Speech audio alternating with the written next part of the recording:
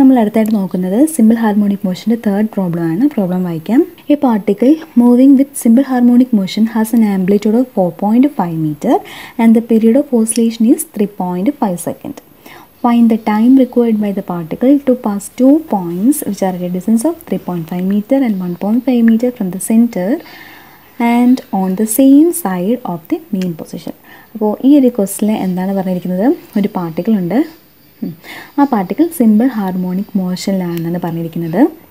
അതിൻ്റെ ആംപ്ലിറ്റ്യൂഡ് തന്നിട്ടുണ്ട് അല്ലേ. അപ്പോൾ നമ്മൾ തന്നിരിക്കുന്ന ഡേറ്റ ആദ്യം എഴുതുക. ആംപ്ലിറ്റ്യൂഡ് നമ്മൾ ഡിനോട്ട് ചെയ്യുന്നത് ആർ എന്ന് പറഞ്ഞ ലെറ്റർ കൊണ്ടാണ്.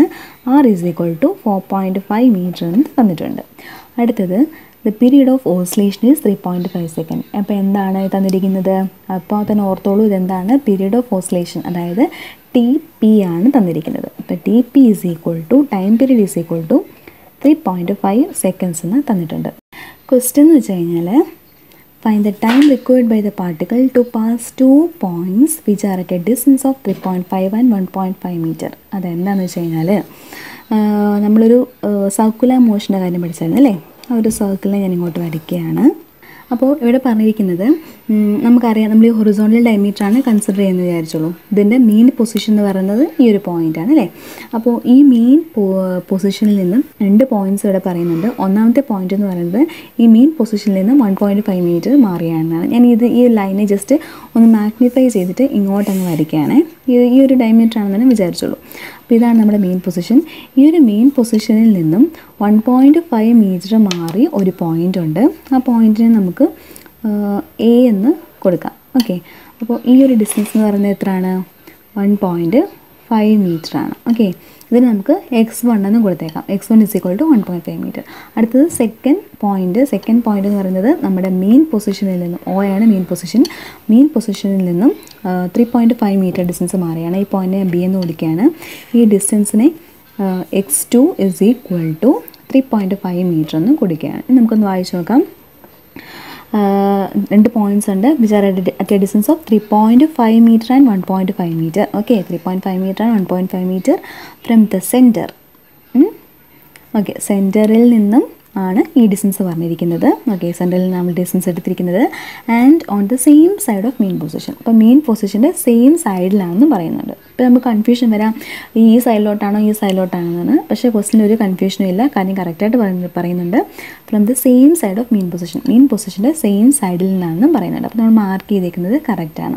ഇനി കണ്ടുപിടിക്കുകയെന്ന് വെച്ച് കഴിഞ്ഞാൽ find the time required by the particle to pass 2 points. എന്താണ്? ഒരു പാർട്ടിക്കിൾ സിമ്പിൾ ഹാർമോണിക് മോഷനിൽ പോകുന്ന കാര്യമാണ് പറയുന്നത്. അപ്പോൾ ആ പാർട്ടിക്കിൾ ഈ 2 pointsനും പാസ് ചെയ്ത് പോകാൻ എത്ര ടൈം എടുക്കും എന്നുള്ളതാണ് ക്വസ്റ്റ്യൻ.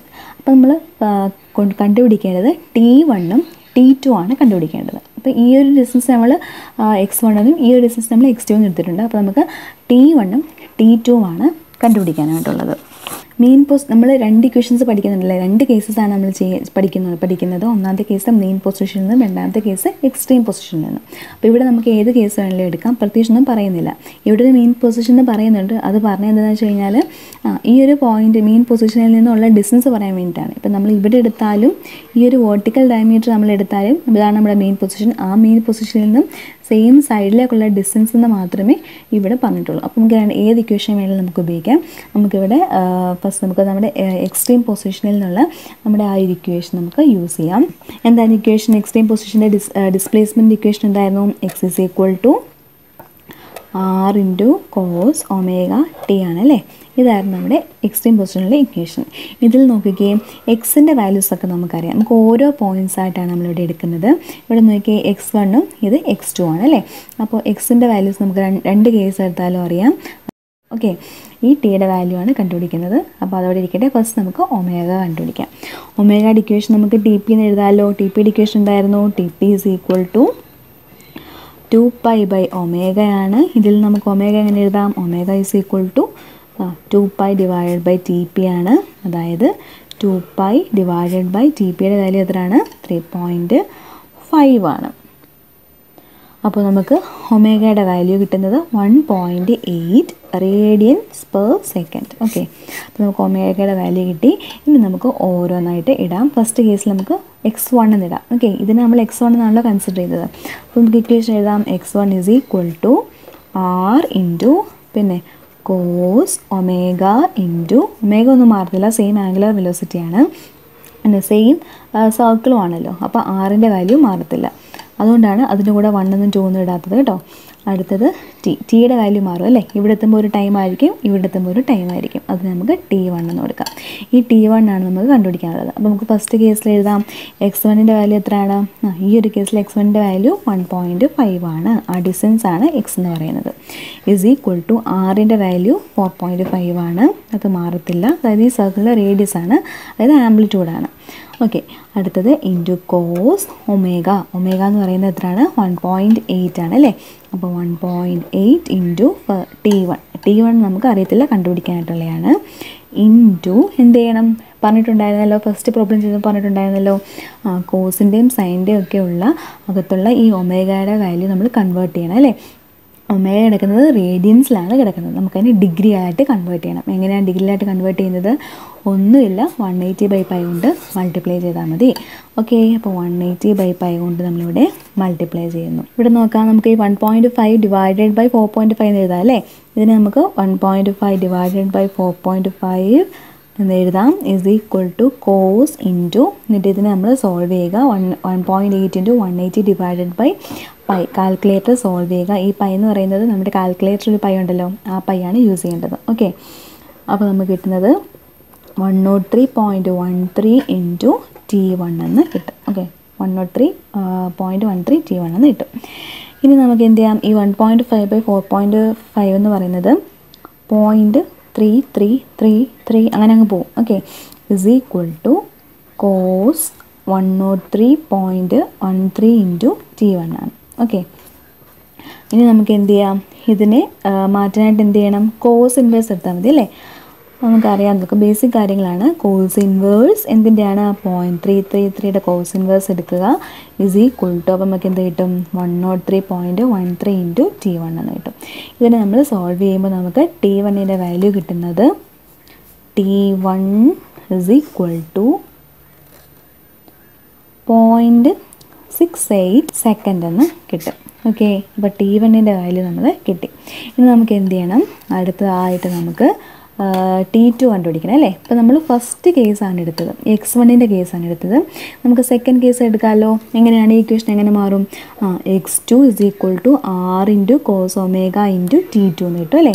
നമുക്ക് ഈ ഇക്വേഷനിലോട്ട് ഇട്ട് കൊടുക്കാം. x2ൻ്റെ വാല്യൂ എത്രയാണ്, 3.5 ആണ്. സെക്കൻഡ് കേസിൽ 3.5 ആണ്. അപ്പോൾ 3.5 ഇസ് ഈക്വൽ ടു ആറിന് പകരം എന്തിട്ട് കൊടുക്കണം, 4.5 ഇൻറ്റു കോസ് ഒമേഗയ്ക്ക് പകരം 1.8 അല്ലേ. ഇതേപോലെ തന്നെയാണ് 1.8 ഇൻറ്റു T2 ആണ്. സെക്കൻഡ് കേസ് ആയതുകൊണ്ട് നമ്മൾ T2 എന്നാണ് ഇട്ട് കൊടുത്തിരിക്കുന്നത്. പിന്നെ 1.8 നമ്മൾ മാറ്റണം അല്ലേ. എന്ത് ചെയ്യണം, 180/π കൊണ്ട് മൾട്ടിപ്ലൈ ചെയ്യുക. ഓക്കെ, 180/π കൊണ്ട് മൾട്ടിപ്ലൈ ചെയ്യുന്നു. എന്നിട്ട് നമുക്കിന്നെ സോൾവ് ചെയ്യാം. 3.5 ഡിവൈഡഡ് ബൈ 4.5 എന്ന് പറയുന്നത് 0.7778 ആണ്. Is equal to cos into ഇതിനകത്തുള്ളതിനെ മൾട്ടിപ്ലൈ ചെയ്യുക. അപ്പോൾ കോസ് 103.13 T2 എന്ന് കിട്ടും. അപ്പോൾ ഇവിടെ നമ്മൾ സോൾവ് ചെയ്ത പോലെ തന്നെ സോൾവ് ചെയ്യുക. അപ്പോൾ നമുക്ക് T2ൻ്റെ വാല്യൂ കിട്ടുന്നത് 0.38 സെക്കൻഡ് എന്ന് കിട്ടും. ഓക്കെ, അപ്പോൾ നമ്മൾ എന്ത് കണ്ടുപിടിച്ചു, ഈ പോയിന്റിലെയും ടൈമും കണ്ടുപിടിച്ചു, ഈ പോയിന്റിലെ ടൈമും നമ്മൾ കണ്ടുപിടിച്ചു. നമുക്ക് എന്താണ് കണ്ടുപിടിക്കാനുള്ളത്, find the time required by the particle to pass 2 points അല്ലേ. ഈ 2 പോയിന്റ്സും പാസ് ചെയ്ത് പോകാനുള്ള ടൈമാണ് നമുക്ക് വേണ്ടുന്നത്. അപ്പോൾ അതിന് നമുക്ക് എങ്ങനെ കണ്ടുപിടിക്കാം, ആ ടൈം ഇസ് ഈക്വൽ ടു എന്ത് ചെയ്യണം, ഈ T2ൽ നിന്നും T1 മൈനസ് ചെയ്താൽ മതി. ഓക്കെ, ഇവിടെ എത്താനുള്ള ടൈമിൽ നിന്നും ഇവിടെ എത്താനുള്ള ടൈം നമുക്ക് മൈനസ് ചെയ്ത് കഴിഞ്ഞാൽ ഇത് പാസ് ചെയ്ത് പോകാനുള്ള ടൈം നമുക്ക് കിട്ടത്തില്ലേ, അതാണ് ചെയ്യുന്നത്. അതായത് T2 മൈനസ് T1. ഇവിടെ നിങ്ങൾ എഴുതണം, the time required to pass 2 points is equal to T2 minus T1. അതായത് T2 എത്രയാണ്, 0.68 ആണ് അല്ലേ. അപ്പോൾ 0.68 മൈനസ് 0.38, അതായത് 0.3 സെക്കൻഡ്സ് എന്ന് കിട്ടും. ഓക്കെ, അപ്പോൾ 0.3 സെക്കൻഡ്സ് കൊണ്ട് നമ്മുടെ പാർട്ടിക്കിൾ ഈ ഒരു പോയിന്റിൽ നിന്നും ഈ ഒരു പോയിന്റിലേക്ക് എത്തും. അതാണ് നമുക്ക് ക്വസ്റ്റ്യനിൽ കണ്ടുപിടിക്കാനായിട്ടുണ്ടായിരുന്നത്. അപ്പോൾ ഏത് ക്വസ്റ്റ്യൻ വന്നാലും നമ്മൾ എന്തെഴുതുക, ആ ഇക്വേഷൻസ് ഒക്കെ മനസ്സിൽ ഓർക്കുക. നമുക്ക് തന്നിരിക്കുന്ന ഗിവൺ ഡേറ്റാസ് വെച്ചിട്ട് ഡിറൈവ് ചെയ്താൽ ഉറപ്പായിട്ടും കിട്ടും.